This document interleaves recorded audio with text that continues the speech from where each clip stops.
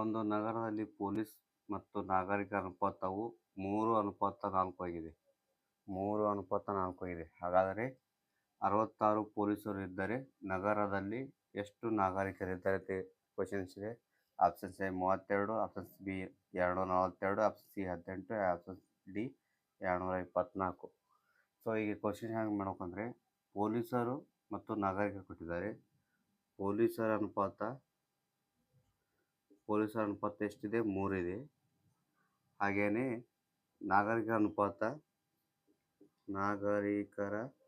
ಅನುಪಾತ ಎಷ್ಟಿದೆ? 11 ಇದೆ.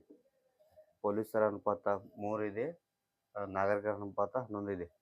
ಸೊ ಈ ಮೂರೇ ಏನಂದ್ರೆ 66 ಕೊಟ್ಟಿದ್ದಾರೆ.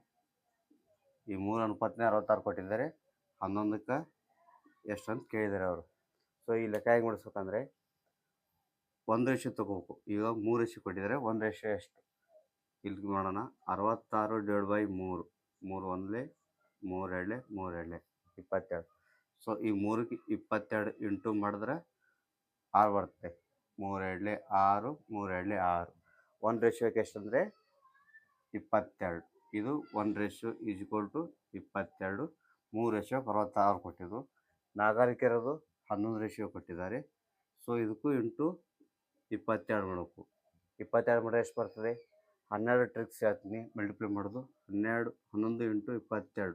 ಈ 2ನ್ನು ಬರ್ಕೊಳ್ಳೋದು, 2 ಕೂಡಿಸೋದು 4. ಈ 2ಕ್ಕೆ 2, 2 42. ಆಪ್ಷನ್ಸ್ ಎಲ್ಲಿದೆ?